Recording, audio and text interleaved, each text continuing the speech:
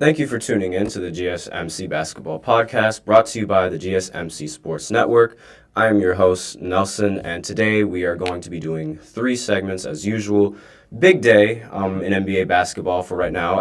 As you know, the trade deadline is approaching in about 3 hours, 2.5 hours technically. So I'm obviously going to keep us all updated on some of the trades that are going to be going on throughout this live show, as well as some of the trades that have already happened, because a lot of the teams have already started pulling the trigger this morning.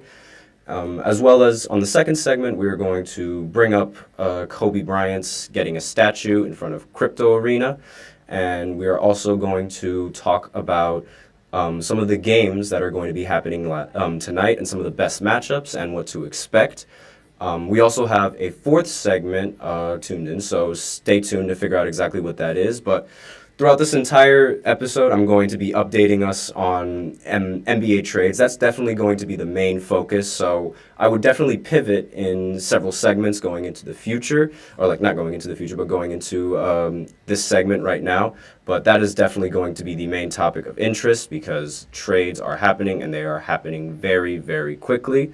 But before I get into this, I like to remind everyone, as always, please remember to tip and to donate to get your comments recognized. Be sure to use the following link that is in the description. That is streamelements.com/GSMC Really helps the show, makes the show much more interactive between myself, the host, and you guys, the viewers. So once again, the link is streamelements.com/GSMC And without further ado, let's go into the first segment, which is talking about the NBA trades, because there is a lot of them, and I'm going to be looking at Twitter right now just to make sure that I haven't missed any or nothing major has happened yet. Nope, nothing has happened yet. So I'll go ahead and update you guys on some of the big trades that have recently happened a few hours ago. So the Knicks, the Sixers, and the Pistons, they were discussing a 3-team trade between Alec Burks, but as of right now, what we know is Alec Burks and Bojan Bogdanovic have been traded from the Pistons to the Knicks for Quentin Grimes, Evan Fournier, Malachi Flynn, and 2 second-round picks. This is a very, very good trade coming in from the Knicks because now they have a lot more production. Bojan is a great on the offensive end. He's been great for the Pistons, and I definitely think he will come out for the New York Knicks producing. Alec Burks, he used to be a Knick. I liked him when he was on the Knicks. I thought he was a great pickup. So definitely a good move from the Knicks.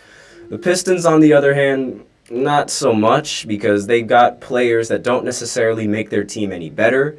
Obviously, the Pistons are tanking, so it makes sense that they would make this move because they're trying to rebuild for the future with these second-round picks that they got from trading. But as you all know, the Pistons are the worst team in the NBA right now, and they might potentially mess up on these second-round picks. So for the Pistons, not necessarily the best trade, but for the Knicks, this is definitely a great trade. I give it an A for the Knicks. They're definitely making a statement, trying to win it all this year, given the fact that the Sixers don't have Embiid. And speaking of the Sixers also pulled the trigger on a trade. They are going to bring Buddy Hield in exchange for Marcus Morris, Furkan Korkmaz, and 3 second-round picks. Now, personally, I don't understand this trade. I thought the Pacers would be fine with Buddy Hield. They don't really use him that much. He's incredibly underrated on the Pacers. And, he's a great three-point shooter. And I thought the team was going to be fine if they had him, coming off the bench to provide a little bit on the offensive side of the ball. And not only that, there were so many picks that the Pacers had to give up, that the Sixers gave up in order to get them. And so the Pacers gave up in order to trade him. So it's I don't understand this move coming in from the Pacers. I definitely like this move for the Sixers because they're grabbing a very underrated three-point shooter. They need that offensive production for the future, given how if Embiid is going to recover from his injury, his torn meniscus, this will definitely keep them afloat because they need offense. They desperately need offense, and they need consistency. and Buddy Hield is going to provide that coming in. I think this is a great trade, but for the Pacers, I'm not entirely sure. I don't know what use they would have getting a player like Marcus Morris, Furkan Korkmaz. They will make use of those second-round picks, however, because they're trying to build around Tyrese Halliburton and Pascal Siakam. So I can see the picks being of use. And a funny story, Marcus Morris was actually given the key to the city, and the city traded him. So it just goes to show you guys that the NBA is strictly a business now, and its loyalty is few and far in between. Another trade that was sparking a lot of rumors, well, not a lot of rumors, that another trade that just happened was Gordon Hayward is now being sent to Oklahoma in exchange for Trey Mann and Vasilije Misic. Forgive me if I mess up that name. And, also David Bertans is going to be included in that, and draft compensation, as I'm figuring out right now. They're going to be included in that trade package for Gordon Hayward. Those players, it's a weird trade for OKC. Like, I don't know why they would try to pursue someone like Gordon Hayward, given how he hasn't really played that many games. He is injured. He has a calf injury. And not to mention, he's just not the same player that he was on the Utah Jazz. I mean, he could provide some production for the Oklahoma City Thunder, but I'm also worried about the Thunder in their defense. Like, Gordon Hayward is not much of an offensive weapon as he was on Utah Jazz. Therefore, he's not going to be that consistent when he's on the floor. So I feel like they should have spent more time trying to pick up a defender rather than picking up another scoring option, because we don't even know if he's going to be that good of a scoring option. And I'm just going to check Twitter once again just to make sure no trades have happened. And nope, nothing yet. So far, it's been a really dry it's been a really dry trade deadline. Usually, we're used to a lot of big names making and a lot of big teams making these moves. So far, we still have nothing from the Lakers. I'm going to touch on that later, but there is more trades that I would definitely like to talk about. Daniel Gafford is going to Dallas in exchange for Rashawn Holmes and future draft compensation. Monte Morris has been traded from Detroit to the Timberwolves in exchange for Shake Milton, Troy Brown Jr., and 2030 second-round pick. I see this as a great move from the Timberwolves. They now have a backup point guard for playoff rotation, and they don't even have to pay him all that much, given how much money given how much his contract is. It's a great move for the Wolves, basically taking a piece from the Pistons to help them compete. The Pistons, again, like I mentioned before, worst team in the NBA right now. So the concept of this trade is a good idea. Getting a second-round pick in return sort of feels a bit underwhelming, since this pick is going to be in the middle of Ant's prime. But if there was a better offer, I'm sure Detroit would have taken it. So I give this move an A from the Wolves and a B from the Pistons. Now, Morris just needs to adjust to his new team in time for the playoffs. The point guard Morris, not Marcus Morris, who was just recently traded that I mentioned before. And the next trade that happened way before today, the trade deadline, was a trade between the Boston Celtics and the Memphis Grizzlies. The Memphis Grizzlies are sending Xavier Tillman to the Celtics in exchange for second-round picks and Lamar Stevens. Now, Lamar hasn't really been involved in the Celtics rotation. And the picks that they got was one in 2027 and one in 2030. This was a great move for the Boston Celtics. Now they have a full center rotation, which was a position that they were lacking in. The Boston Celtics have a great starting lineup and which is basically the only thing that they got going for them, actually, now that I think about it. They have a great starting lineup, and the bench rotations, they're there, but the center was very weak. So now they have a good center in addition to having Al Horford and having Kristaps Porzingis. And he doesn't average crazy numbers, obviously, but his production at the 5 will definitely be enough with how good this team is on both sides of the ball. So Tillman, however, he took a huge drop in efficiency in this season. He went from averaging 61% from the field all the way down to 40%. He is averaging a career high in blocks, though, even though it's just one, but, it's still a career high in blocks. But maybe that's what he needs to, get back into shooting 61%. A change in scenery is always great. This is also a good move, like I can see from Memphis. Tillman's contract was near expiring. They were able to add a lot more draft capital for trade purposes in this offseason because they're trying to build around John Morant, trying to give him the best pieces that they possibly could. So overall, I'd give this trade an A on both sides. It definitely suits both teams' needs and what exactly they want going into the All-Star break. Another trade incoming was involving the Pistons. Again, the other team was involved, the Utah Jazz. The Jazz are sending Simone Fontecchio to the Pistons in exchange for Kevin Knox and 2024 second-round pick from Washington. I'm a little bit confused around this one. While the second-round pick is projected to be 32nd overall, I feel like Detroit is past the draft picks, and I think they're just done trying to hit on them completely. With this move, it seems like, at least. And Fontecchio is 39% from three, and he's been a very solid piece for the Jazz this year. And I see him as a means to give Detroit a lot better spacing and allow Cade to operate while giving him shooters who can produce. On Utah's side, however, it makes sense if they want to be the sellers in the trade deadline, giving away players and giving away picks. Pick 32 for an expiring deal on a 28-year-old is good value, but Utah is in the play-in conversation right now, and I don't see why they would get rid of Fontecchio. Forgive me if I'm botching his name completely, but if they are trying to compete, maybe they're going to try to move on from Lauri Markkanen towards the end of this trade deadline and go into a full rebuild, then this move would make sense. But for now, I give this trade an A for the Pistons, and I give it a C from the Jazz. And hold on, I just got a Woj bomb. Wait just a second. I'm going to be looking at... The Raptors are trading Dennis Schroeder to the Nets for Spencer Dinwiddie. Oh, no! We're getting the Nets are getting Dennis Schroeder. And I don't know exactly the entire trade details because this Woj bomb literally just dropped right now on my phone.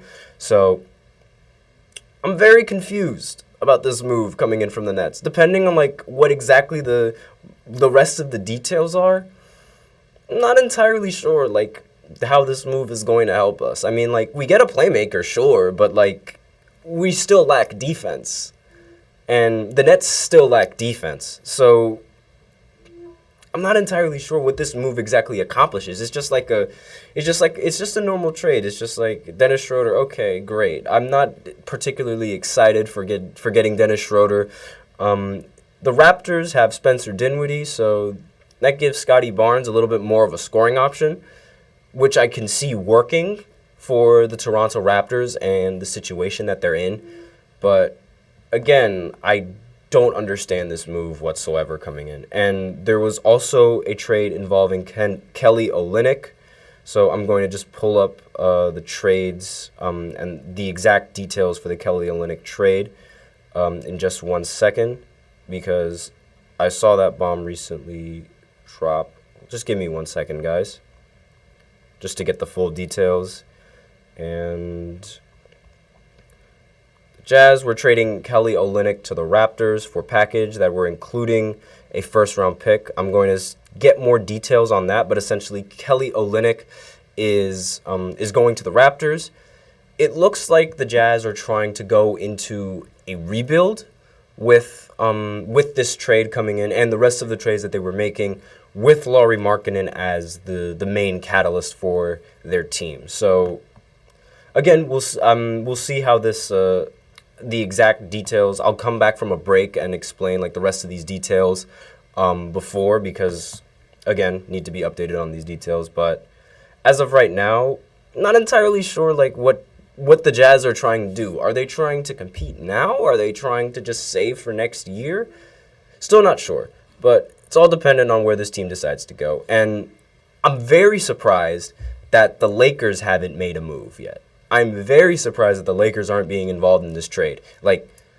if you were watching my previous podcast, then you'd know I think it is absolutely crucial that the Lakers do a trade right now and put LeBron in a great position to win the championship and to make it far into the playoffs.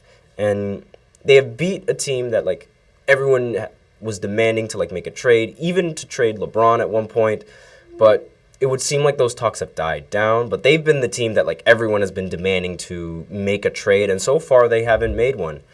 D'Lo was also like in the trade rumors as well, obviously, but with how he's been producing as of recently, I think the Lakers are going to second guess that trade option. And I recently read a report that the Lakers feel confident that they can end up landing Donovan Mitchell this summer coming into the offseason. And it was rumored that they are not going to trade their 2029 first-round pick, which means they'd go into the summer with $50 million in cap space and 3 tradable first-round picks. This could definitely be enough to land Donovan Mitchell, but will the Cavs pull the trigger on this? No. I personally think the Cavs will not pull the trigger on this trade. Cleveland right now is the 2nd seed in the East, and trading away the player that has gotten them to the 2nd seed is just, in my opinion, going to be the dumbest move that an organization can do. Granted, they might want to help LeBron win a championship, but again, they have to help themselves win a championship. I don't think that move and waiting for the next offseason is the smartest move that the Lakers can do, because LeBron is not getting any younger. So this will be, if they wait, this will be another year wasted for LeBron, assuming that they don't make the play-in as of this rate. Like, the Cavs have already found their guy, and they already have great role players to go alongside him. And it doesn't seem like Mitchell is unhappy in the situation that he's in either. So this seems like a signature Lakers offseason move. Every single time in the offseason, the Lakers and their fans always bring up ridiculous expectations going into free agency. One point, they thought they were going to get Kawhi and Boogie and LeBron on the same team, as if that was ever going to happen. They also thought they were going to get Paul George, which also didn't happen. They also had talks about potentially trading for Kyrie 2 years ago, also didn't happen. Bradley Beal, also didn't happen. And now with DeJounte Murray, which that also didn't happen. And we have... so Dennis Smith Jr. is heading to the Raptors in a trade, and Thaddeus Young is also coming to the Nets. I guess that's more updates on the trade that with Dennis Schroeder and Spencer Dinwiddie. But I'm going to look at Twitter right now and look at the full details that Woj just dropped for us. Let me see. Just opening up Twitter right now. And so far, no details yet. So I'll go ahead and soon, after I'm done talking about these Lakers, I'll go into a break and I'll just check and make sure that these updates are going to be coming in. But essentially, that's been the story surrounding the Lakers. And they've always had, it's just a cycle at this point with these trades. And I've gotten sick of it. I've honestly gotten sick of it. So, but we are out of time for this segment. So I'm going to go ahead and go into the second segment where I talk about Kobe getting his statue, as well as continuing to update everybody on trades. So I will be right back after this short break. I feel like I'm losing my mind. Is everybody in the world blind? Please, Lord, give me a sign, a sign. I feel like I'm losing my mind. Is everybody in the world blind? Please, Lord, give me a sign, a sign. I wanna be the greatest. Everybody on the fake shit. I look around and feel like everybody is the fakest. I make this every day and I'm impatient, hoping one day I blow up from the basement. Statement, the top is so vacant. I don't hear shit that I think is amazing. Waiting for my day when I'm playing sold out shows for 1,000 faces. Hey, give me that crown, get in my way and to be put down. It ain't your place, all this my town. If I want that shit, then I'll get it right now. I'm losing it, the noose it fits, some losing shit, a stupid myth. You choose to live or choose to dip, you choose to fight or lose your grip and lose a gift. Oh. I feel like I'm losing my mind. Is everybody in the world blind? Please, Lord, give me a sign, a sign. I feel feel like I'm losing my mind. Is everybody in the world blind? And we are back to the second segment of the GSMC Basketball Podcast, brought to you by the GSMC Sports Network. And before I begin and give you guys an update on these trades, as well as talk about Kobe getting a statue for the Los Angeles Lakers, I would like to remind you all, please remember to tip and to donate to get your comments recognized. The link is below in the description, streamelements.com/GSMCSportsNetwork./tip. It is also displayed below the ticker on every single segment that I do. Really helps the show, makes the show much more interactive between myself, the host, and you guys, the viewers. The link is streamelements.com/GSMCSportsNetwork./tip. And with that out of the way, let's go into the Lakers unveiling the new statue for Kobe Bryant on 2/8/24. Obviously, those numbers are very significant to Kobe and his legacy. But before I further talk about this statue, there is more news about the Nets and this recent trade coming in. Thaddeus Young is also going to be included in the trade package with Dennis Schroeder to go to the Nets in exchange for Spencer Dinwiddie. I'm very surprised that they gave Spencer Dinwiddie that much value, especially grabbing someone like Thaddeus Young. I personally like this pickup. We will definitely get a lot more defense and a lot from Thaddeus Young, and we'll also have a great center in the rotation for when Claxton is. The Nets will have a great rotation for Claxton when he does get subbed out. So that's the update on the trades as of right now. I'm currently going to refresh Twitter just in case I missed anything before I go into this segment real quick. And so far, there has been no news from trades yet, obviously, because that is going to change. So I can go ahead and talk about the Kobe Bryant getting a statue. He joins players like MJ, Shaq, Dirk, Magic, Larry, Wilt, and Kareem, and Bill Russell as players that get a statue in front of their in front of the arena. On this day, 2/8/24. Obviously, these numbers are symbolic to Kobe and his legacy. 2 symbolizes his daughter, who tragically died in the helicopter crash with him on January 26, 2020. Rest in peace. 8 was Kobe's first number when he joined the Lakers for 10 years, and 24 was the last number that he wore in the second half of his career for the last 10 years with the Lakers. And they were both 10 years respectively. Kobe is one of the game's greatest scorers, as well as one of the league's most inspirational players that we've ever seen. Players like Devin Booker, Jason Tatum, and Kyrie Irving tried modeling their game after Kobe Bryant, and they really seek guidance from him when he was alive. Again, rest in peace to the late, great Kobe Bryant. He's my favorite player to ever play basketball. Yes, I am a Kobe fan, and I'm a LeBron fan. Despite that, even though I am a Kobe fan, I am not delusional. And I don't think that Kobe is better than LeBron, because there's nobody that's better than LeBron. But Kobe is still top 3 in my opinion. And a lot of people are going to disagree with that, but that's my opinion. But he was the whole reason why I started watching basketball. And there aren't many people who are this iconic. I mean, when I was growing up as a child, everybody, when they were throwing out garbage, they would just scream, "Kobe," every single time. He's that iconic.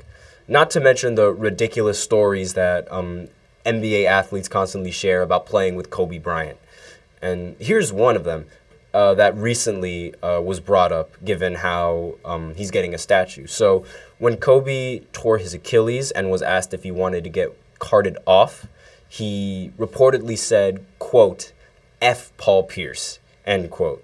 And Paul Pierce was notoriously carted off in Game 1 in 2008 because he allegedly got hurt at the time.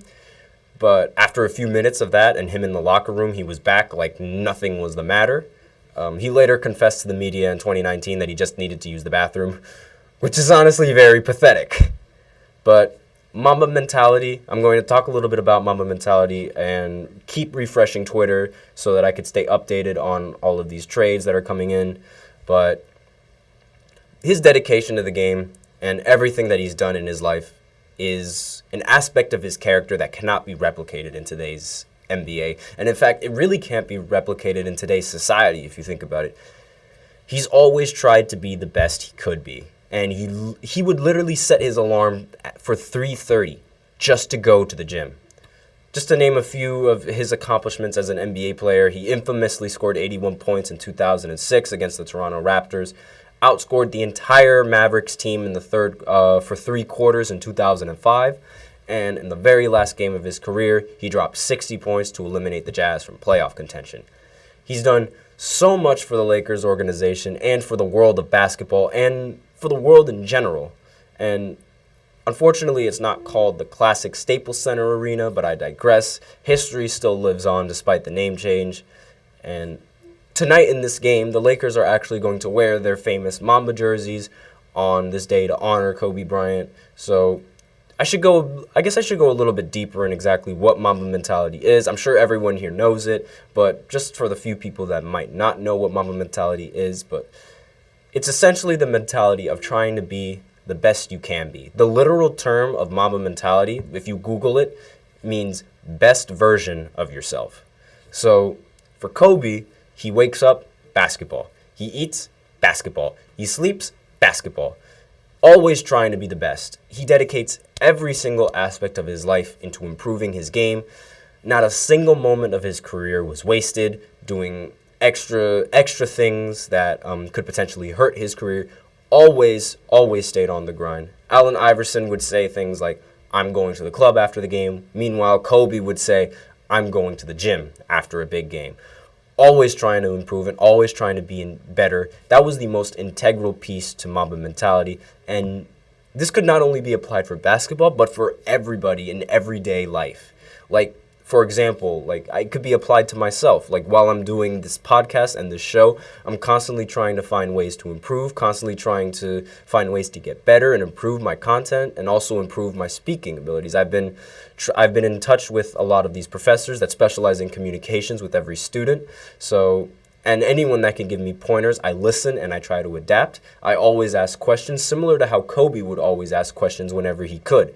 And that's what Mamba mentality is. Because when it's all said and done, you don't want to look back on all that you did and think, man, I could have done more. Like, if I would have done this, I could have done way more.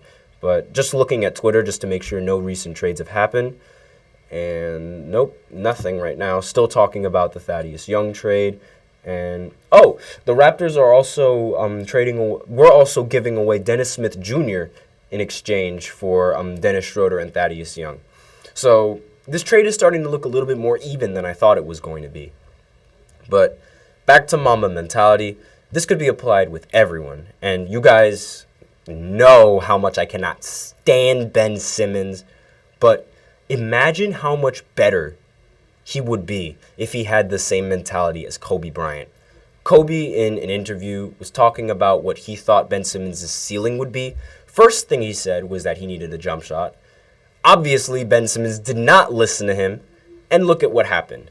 Now, Ben Simmons is one of the most disliked players in the league, and he's going to end up retiring thinking to himself, man, imagine if I had a jump shot. What could I have done in the league if I had a jump shot? And he just recently in a press conference said he felt he would be much more valuable in the starting lineup. Well, if you can't shoot and you're not trying to get better, you are not getting into the starting lineup. That I can tell you. And just imagine how much better he would be for the Brooklyn Nets and for my Brooklyn Nets if he would have just made a jump shot. This same mentality and this Mamba mentality is what elevated LeBron and D. Wade into the elite status that they are today and one of the most well-respected legends in this game. When Kobe spent time on Team USA with LeBron and Dwayne Wade in 2008, everybody on Team USA was stunned by Kobe's work ethic.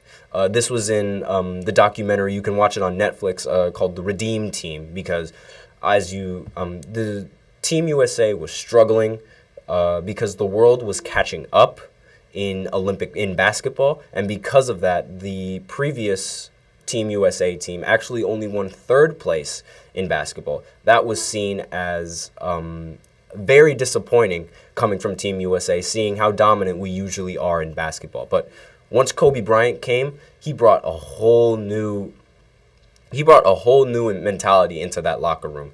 And he helped elevate LeBron and D Wade into the players that they are. It was so inspirational that LeBron and D Wade were watching Kobe working out at 3:30, and they were like, hang on a minute, we should be working out with him at 3:30.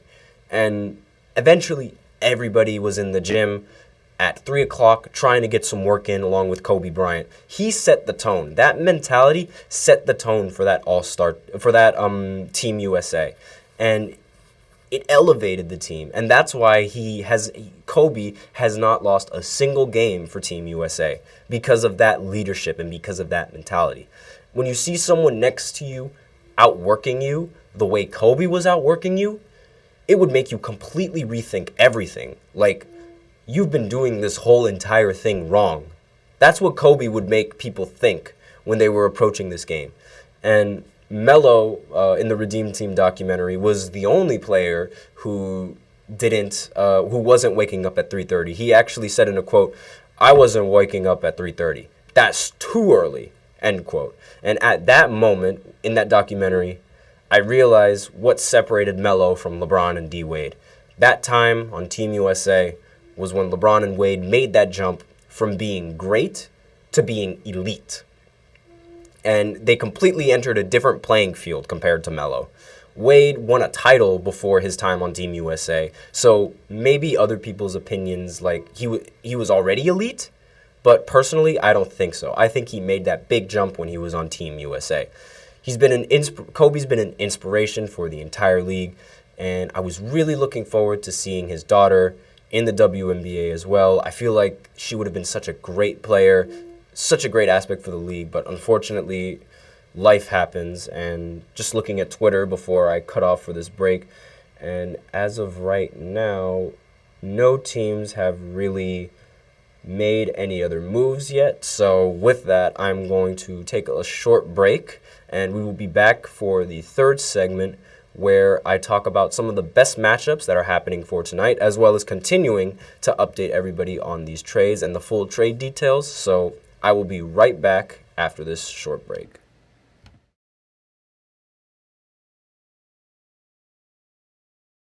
For the best and latest podcasts available anywhere, go to the podcast app on your cell phone and type in GSMC to access free content-rich podcasts on health and wellness, book reviews, sports, entertainment, relationships, social media, movies, technology, finance, and even weird news. Subscribe and download the GSMC Podcast Network's family of shows, available everywhere podcasts are found.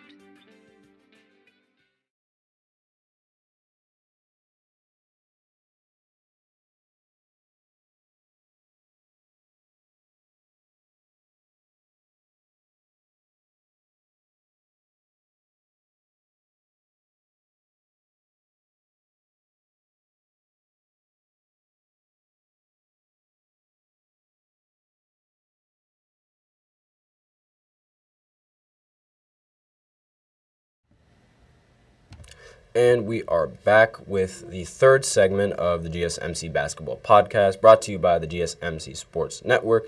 And in this segment, we are going to be talking about some of the best matchups that I'm looking forward to coming into for tonight's games. But before I get into that, I would like to give an update on some of these trades. 2 hours ago, the Utah Jazz finalized a trade to send Kelly Olynyk and guard Ochai Agbaji, again, forgive me if I completely botched that name, to the Toronto Raptors for Kira Lewis and Otto Porter Jr. and a 2024 first-round pick. So Kelly Olynyk going to be moved to the Toronto Raptors. It looks like the Toronto Raptors are trying to make moves to improve this team and trying to get them into playoff contention, at least with these moves. Getting Kelly Olynyk is definitely a great pickup. And it looks like the Jazz are trying to go into a rebuild with Lauri Markkanen in acquiring Otto Porter, Kira Lewis, and the 2024 first-round pick. And of all the trades that happened, this one is one of the only ones that has a first-round pick involved. So I definitely see this as the Jazz trying to rebuild with Lauri Markkanen. Not a bad move, but again, it's a little bit odd trying to rebuild while you're in play-in contention. So I'm not entirely sure how that's going to affect the Jazz going into the future. The Warriors are creeping up on them in the play-in spot. So maybe they'll save. Maybe they'll just start tanking and like save it for next year, given these trades. Again, we'll have to see. Obviously, there's still 2 hours left before the trade deadline is officially done. So we'll see if there's any more moves that are coming in from the Jazz and from other teams. But the big winners of this trade right now, in my opinion, are the New York Knicks. They got a great piece by getting Bogdanovic, a great scorer. So that's the best trade that happened as of right now. And with that in mind, let's talk about some of the best matchups for tonight. So we're talking about some of the games that are going to be going on tonight and which ones I think are going to be the best games to watch. Obviously, you guys know I'm going to be tuning in to my Brooklyn Nets as they go up against Donovan Mitchell and the Cavs. I don't think it's going to be the best game to watch for tomorrow because I'm a Nets fan, but I'm realistic. I feel like this game is going to be a blowout. Jarrett Allen is going to make his return to Brooklyn along with Karis LeVert. So obviously they're going to have a revenge game against us, against the Brooklyn Nets. Every team does. I have a feeling it's going to happen. Do I think Ben Simmons is going to play tonight? I don't know, but it doesn't really matter because he is not the best basketball player on the team, and he is not as good as he thinks he is. You guys might want to tune in to the real New York team right now, which is the New York Knicks. So Jalen Brunson is questionable for this game as he left the Grizzlies with an ankle injury, so we will see if he's going to return to have his revenge game against the Dallas Mavericks. So in 2021, he helped the Mavs make it all the way to the Western Conference Finals, was a very vital piece to that team in terms of scoring the ball, obviously because of his height being one of the shortest players in the league. His defense is a little bit lacking, but he makes up for it enough by being consistent on the offensive side of the floor. This duo, however, the Mavs didn't really want to pay him as much money, so the Knicks really jumped right on that and were able to sign him coming free agency. It's been proven to be a success for the Knicks, especially now that they've paired him up with his Villanova buddies, Josh Hart and Dante DiVincenzo, who ended the game with 32 points in that Memphis Grizzlies game when Jalen Brunson went out. So bringing in players that played in the same college is one of the smartest things that the Knicks could have done, in my opinion, because they've already built the chemistry. DiVincenzo, Jalen Brunson, and Josh Hart. They already have that chemistry. And now they just have to combine that with the rest of the lineup that they have. That is one of the smartest moves I've ever seen from the Knicks in a while. So, and it's been proven to be super effective. Kyrie also most likely going to be playing this game. Again, it's Kyrie. I don't know. He might rule himself out later on as the day progresses. In 2019 free agency, he was it seemed like he was about to sign with the Knicks, considered to be the favorites. The Knicks were considered to be the favorites to land both Kyrie and KD in the offseason, but obviously that didn't go as planned for the Knicks, as they ended up signing with Brooklyn. Was a great few years while it lasted, but it just ended with disappointment. So with that in mind, the Knicks might have dodged a bullet by not trying to pursue Kyrie and not trying to pursue Kevin Durant. It was seen as a big loss at the time, however, and not pursuing these two players. But the main reason why the Knicks didn't pursue was because of Kevin Durant's injury. And as you know, before going into the offseason, when he was on the Golden State Warriors in the finals against the Raptors, he tore his Achilles, and nobody was sure whether or not he was going to return the same player as he was. But eventually he did, and in hindsight, well, at that point in time, it looked like the Nets made the right choice in trying to pursue Kevin Durant. But now, given hindsight, it looks like the Knicks actually did a better job in handling that and dodged a bullet, given how much drama was going on around the Nets. So imagine all that drama if they were on the Knicks. All that media was just going to be on top of them. Luka's always a treat to watch, so I definitely recommend tuning into that Knicks versus Mavs game. because Luka most likely is going to have a great game in Madison Square Garden. And a notification. Okay.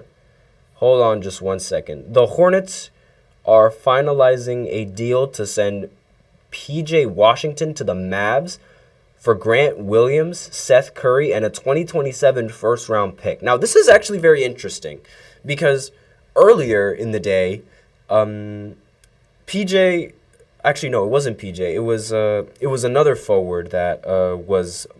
I refuse to say his name. It was another forward that was going to veto all the trades. But P.J. Washington going to the Mavs for Grant Williams and Seth Curry in a 2027 first. I feel like that's a lot to give up from the Mavs. Like, they're really giving up that much just to get P.J. Washington?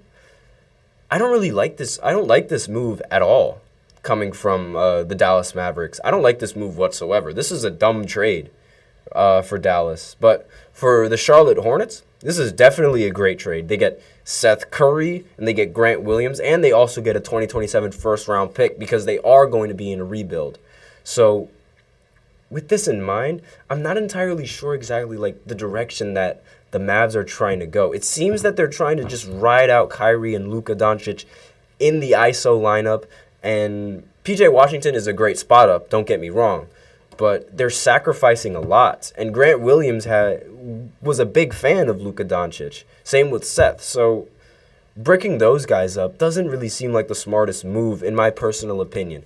But we will see how they... I'm not sure if PJ Washington is going to play this game, seeing as how he was literally just how the trade might happen, because as of right now it's finalizing, so it's not guaranteed yet. But if he does play tonight, then we'll see how that goes. But more games coming in from tonight. The Lakers go up against the Denver Nuggets. As I mentioned before, the Lakers are going to be wearing their signature Mamba jerseys, 2/8/24. Rest in peace, Kobe Bryant. So it's only right that the Lakers' attitude for this game is to try and win at all costs. And against a top team like Denver, this could be a very, very competitive game. Definitely should tune into this game. The Lakers are coming off 2 big wins with LeBron and Anthony Davis. So they're looking to keep their winning streak alive.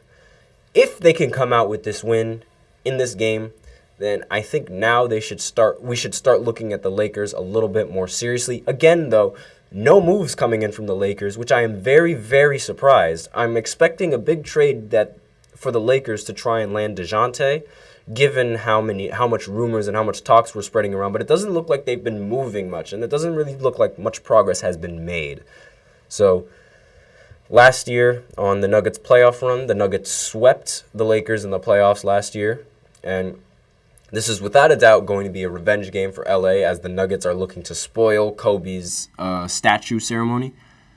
The Lakers, I'm very superstitious, and it seems that the Lakers play a lot better when they're wearing their Mamba jerseys. Call it superstition, call it luck, call it whatever you want, but I feel like the Lakers are going to come out and win this game. I don't know why. It's just something is telling me that they're going to be able to pull this out. I don't know why. I expect a big game from LeBron, as always. The team can't do anything without LeBron.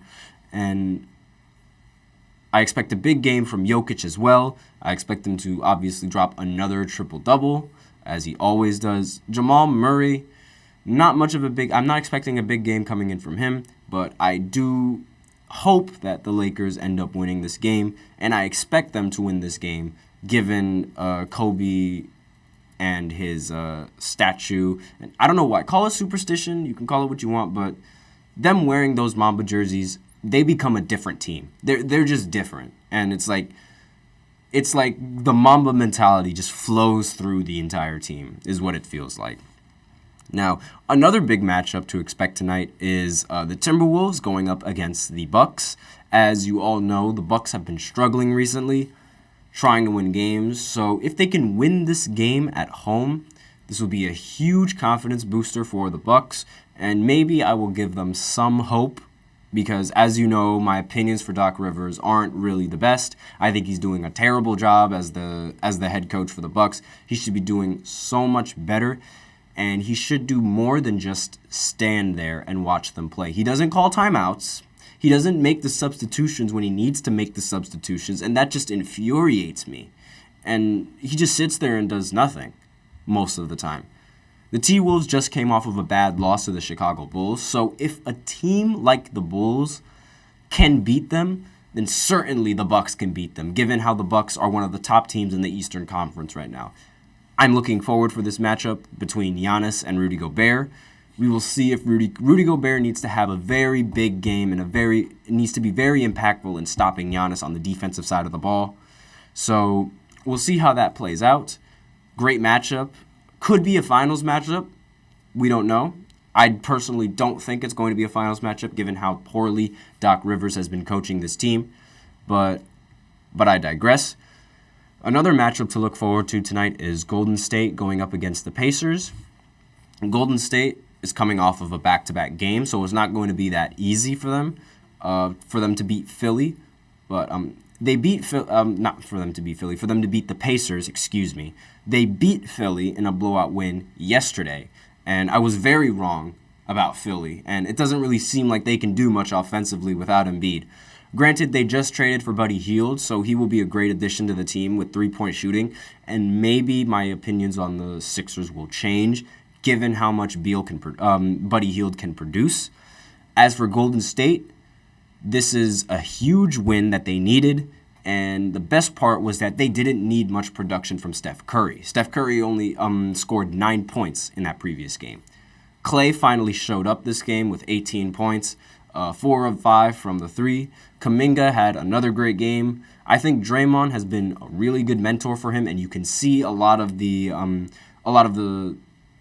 could see that effect sort of rub off. I think Draymond is rubbing off on him and definitely making him a better option for the team. His decision-making is what I think is actually rubbing off onto Kuminga, because Kuminga and his decision-making has greatly improved, and he's been very productive for the team offensively. And like I mentioned earlier, they're creeping up on the Utah Jazz, who seem to be trying to rebuild with these trades. Again, not entirely sure what direction they're trying to go with. We will see in the future. But so far, I'm just checking Twitter right now just to make sure that there are no more trades that have happened. And NBA trades. Nope, nothing yet. So I will continue going on into this segment, talking about this game. Klay Thompson still believes that this team and this roster can make it all the way, and it makes sense how he would believe that these guys on the rosters would go on the way. We've seen them in the playoffs. They've won just about every series in the playoffs for the longest time. They are no stranger to success, but this is going to be a challenge on their defense. The Pacers have Tyrese Haliburton back, and with him back, the offense has been through the roof.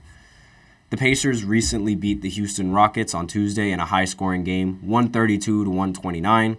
The biggest problem I've had for the Pacers, I've said this throughout my entire podcast, is their defense. 4 out of the 5 players on the Houston starting lineup ended with 20 or more points. This is really, really bad.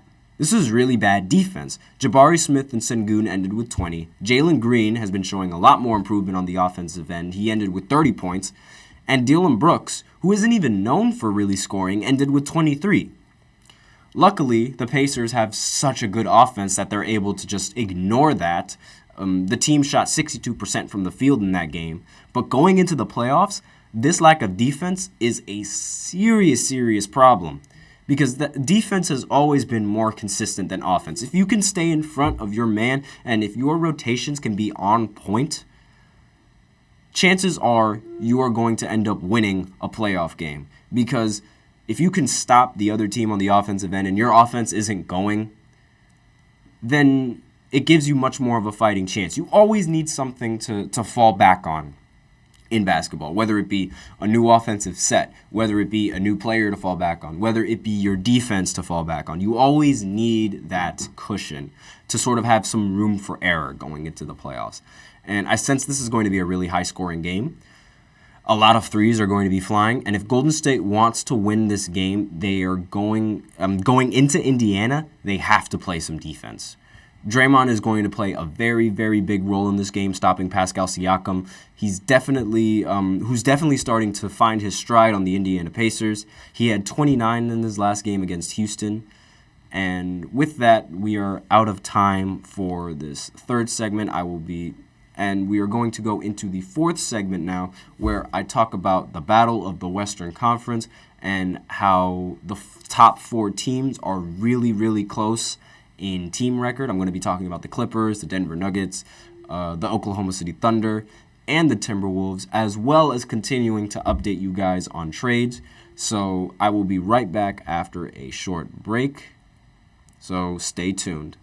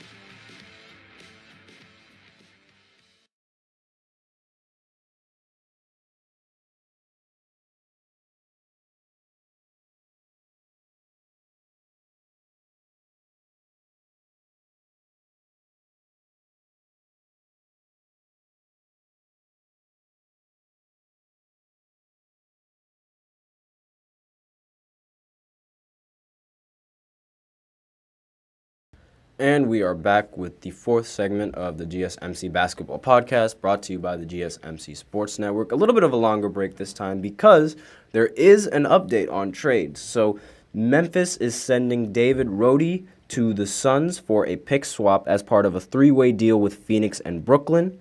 Shams tweeted this out 4 minutes ago. I think this is a great pickup for the Phoenix Suns. David Roddy has been a relatively efficient scorer. He doesn't really get that much minutes as of right now. I mean, he's gotten more minutes given how Ja Morant isn't in the lineup anymore. But I see this as a great pickup for the Phoenix Suns. He averages 8 points, shoots 40% from the field, and he will be a great catch-and-shoot option for this Phoenix Suns team to surround the big three with Kevin Durant, Devin Booker, and Bradley Beal. But with that trade talk out of the way, I'm still waiting for more updates on exactly what that 3-team deal is going to have. I will also be uploading some shorts later on in the day that is going to update everybody on these trade talks. So be sure to check out our YouTube channel for those updates on GSMC Sports Network. You can find that on YouTube, and I'll also put a link in the description below so that way you guys can go ahead and subscribe. The battle in the West has been really, really tight. It's been really, really tight. Yesterday, the Clippers held the number 1 seed. Obviously, this was a very, very big deal for the media because at the beginning, when they traded for Harden a few months ago and they lost 6 straight games, immediately everybody assumed that this trade was just going to be a failure, and the media was very quick to doubt these Clippers. But over the last 40 games, the Clippers are 31-9. This is obviously amazing basketball that the Clippers are playing. They're very good. Harden has been great. He's been a great playmaker. He's shooting the highest he's ever shot from the 3 on this team. Kawhi Leonard is also having a great season. He's trying to make an argument for being in the MVP conversation. For like a 2-month span, he went on a stretch shooting 50-50-90 from the field, which is ridiculous. That is some ridiculous levels of efficiency. I personally don't think he will win MVP, and I personally don't think he should be in these MVP talks, given how stacked this Clippers team actually is and how many Hall of Famers this Clippers team actually has. With all of this in mind, last night they ended up losing to the Pelicans, who are a 6-seeded team. So obviously the Pelicans are a great team. Do I think that the Clippers should hit the panic button? No. The Pelicans have notoriously owned the Clippers for the last few years. The last 15 games that they played, they've been 11-4 against the Clippers, and it doesn't matter who's in the lineup or who's in the rotation. The Pelicans just somehow always manage to find a way to win and beat the Clippers. But them beating the Clippers moved the Clippers from the 1 seed all the way down to the 4th seed. And this just shows how competitive the Western Conference really is right now. Because the moving from the 1 seed all the way down to the 4th seed is such a big deal, given how when you're in the 1 seed, you play against teams that were in the play-in tournament, so teams that had an argument for not even making the playoffs at that point because of this new play-in tournament that they've introduced. So with that in mind, jumping from the 1 seed all the way down to the 4th seed really affects the Clippers' chances of making a deep run. And the Pelicans, they beat the best team in the West, and they're only the 6th seed. And it was a great team win. From the start of the game, the Pelicans came out strong. They were going on quick runs to get an early lead, and with that early lead, the Clippers just couldn't catch up, as well as some of the great defense that they played. Paul George was really bad in this game after having a strong Paul George was really bad. And after having a strong first half from James Harden, Harden went silent in the entire second half. So that is a big problem. I don't know why Harden decided to take a back seat in the second half. They really needed that scoring production, and that's what kept them afloat in the first half. Their defense was also a little bit suspect. I'm very surprised at how bad their paint defense was against Zion. And it just had me thinking, if they're having this much of a difficulty trying to guard Zion, imagine trying to guard Jokic. That just sounds like a really difficult task. And while it might not look like Zion had a great game on paper, he didn't produce much in the first half because his team was the one producing for him. Once his team stopped producing as well in the first half, then he started to get the ball a little bit more and started to put matters into his own hands and have a great game in the second half. And he straight up dogged them in the paint. They were like little boys, and he was just picking candy from them. The Pelicans didn't even play their best game either. So I think this conference has teams that could beat any team from the 1 seed all the way down to the 8th seed. Every team has a chance, and it's all up for grabs. It's completely different. It's a completely different story from the East, where I think now the only team that's really competing is the Boston Celtics. I have no faith in the Bucks right now and their coach. While I'm very, very excited and happy about the Knicks and their chances of making a deep playoff run, they are still the Knicks. So I try not to bring my hopes up too much in fear of disappointment, but they could definitely compete. I'm not saying that they can't compete. It's just they're the Knicks. So I'm very skeptical and I'm very scared. The Cavs are also very competitive, but I just don't think they have enough experience in the playoffs to beat the Boston Celtics, who have made it all the way to the finals and have constantly made it to the Western Conference Finals. But in the West, I can see the Clippers losing in the first round to the Pelicans. I can see them losing to Phoenix. I can see them losing to Denver. All of those teams. As well for the Timberwolves. I can see the Timberwolves losing to Denver, the Clippers, and the Suns. Same with OKC, and the same with Denver. Yesterday, for the first time ever, the top 4 teams in the Western Conference were 0 games apart from first place. So, obviously, now with the Clippers losing, it's now 3 teams that have the exact same record for first place. The Thunder, the Wolves, and the Nuggets. The Thunder is now holding the one in the 1 seed right now, so they retake the 1 seed after falling all the way down to like the 4th seed or the 3rd seed. But with how close these teams really are with each other, because again, they flip-flop like almost all the time, the difference between the 1 seed could be the difference between playing a play-in team and a legitimate playoff team. Obviously, if you're OKC or the Timberwolves, That is not ideal if you were to drop from the 1 all the way down to the 4th and playing a legitimate playoff team. That is absolutely not ideal, not something that they should try to get, that they should try doing. The Wolves and the Thunder have recently, they've been losing some really important games, not really important games, but they've been losing, really bad games to a bunch of bad teams. And not only that, they don't necessarily have much playoff experience. I already lost faith in Oklahoma. So if they drop all the way down to the 4th seed, I could see them losing to the 5th seed easily, depending on the matchups, of course. Same with the Timberwolves. The playoffs are all about matchups. So you have to try to get the best team to match up with to give you the best chances of making it farther into the playoffs. And losing the 1 spot or the 2 spot, depending on where they end up towards the end of the season, because it's really, really close, could be the difference maker from a first-round exit or a deep playoff run. The Nuggets, they're the only team that's in the top 3 that I'm not necessarily worried about. They're the defending champions, so obviously it makes sense, but these guys, they can literally beat anyone. And I wouldn't be surprised if they go back-to-back. The Clippers, they need all the help they can get, however. Even though they held the 1 seed for a time, they still need all the help they can get because, once again, I've said it before, I've said it once, I'll say it again, I have to see it in the playoffs. Paul George cannot afford to play like how he played in the previous game in the playoffs. He absolutely cannot afford that.